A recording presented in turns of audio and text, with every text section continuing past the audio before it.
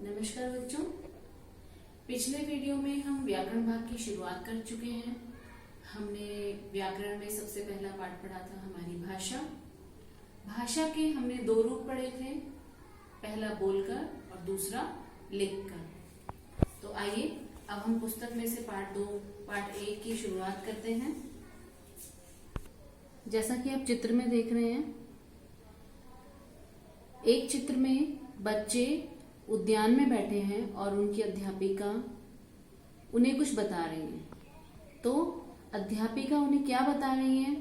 सब बच्चे अपनी अपनी आंखें बंद करो, क्योंकि ये कोई गेम खेलने वाले हैं। तो अध्यापिका इन्हें निर्देश दे रही है। तो अध्यापिका किस तरीके से बच्चों को कुछ बता रही है? बोलकर या लिखकर?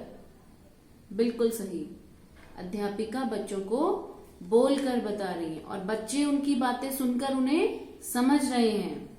ऐसे ही अगले चित्र में देखिए आप, दादी माँ या नानी माँ बच्चों को कहानी सुना रही है और दादी माँ की जो कहानी है बच्चे सुनकर समझ रहे हैं। और एक बच्चा पुस्तक में से कहानी पढ़ रहा है, तो बच्चा पढ़कर उस कहानी को दूसरों को बता रहा है, दूसरों को समझा रहा है और बाकी लोग सुन रहे हैं।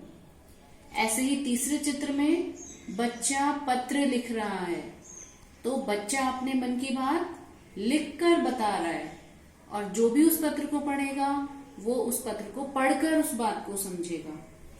तो इस प्रकार बच्चों कुछ मुख्य बिंदुओं पर आते हैं। हम सब एक दूसरे तक अपनी बात बोलकर या लिखकर पहुंचाते हैं। या तो हमें बोलना पड़ेगा अपने मन की बात को या फिर लिखना पड़ेगा, तभी हम दूसरों तक अपनी बात पहुंचा सकते हैं। दूसरे जो कि हमारी बात सुन रहे हैं या फिर हमारी लिखी हुई बात को पढ़ रहे हैं, वो हमारी बात कैसे समझेंगे? दूसरे हमारी बात पढ़कर या सुनकर समझते हैं।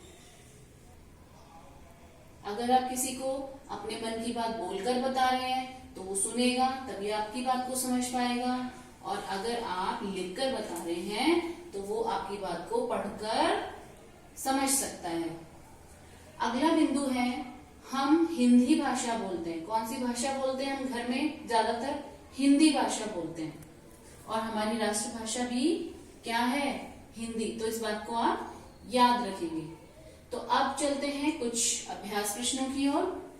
प्रश्न है, नीचे दिए गए वाक्यों में सभी अपनी अपनी बात किस तरीके से समझा रहे हैं? आपको सही का निशान लगाना है। तो पहला बिंदु है, मोदी जी ने भाषण दिया। मोदी जी, अब भाषण देना, क्योंकि भाषा का मौखिक रूप होता है, भाषण हमेशा बोलकर दिया जाता है, तो बोलकर पर आप टिक लगाएंगे, ना कि लिखकर पर। ठीक है। दूसरा वाक्य है, माँ ने पत्र लिखा। माँ पत्र कैसे लिख रही है? लिखकर या बोलकर? तो लिखकर पर आप सही का निशान लगाएंगे। वाक्य नंबर 3, सुनैना ने कविता सुनाई। कविता सुनाई, सुनाई का अर्थ है सुनाना, तो बोलकर सुनाएगी वो या लिखकर सुनाएगी? तो कविता जब सुनाते हैं तो बोलकर सुनाते हैं, तो ये भाषा का मौखिक रूप है, यानी बोलकर। बिंदु 4, सौरभ ने प्रश्नों के उत्तर पढ़े। सौरभ ने किस प्रकार प्रश्नों के उत्तर पढ़े?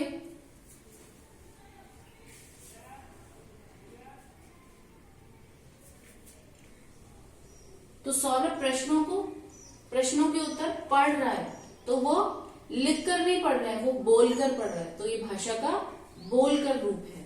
तो बच्चों आइए अब पुस्तक के अगले प्रश्न पर चलते हैं। यहाँ पर कुछ और अभ्यास प्रश्न दिए हुए हैं।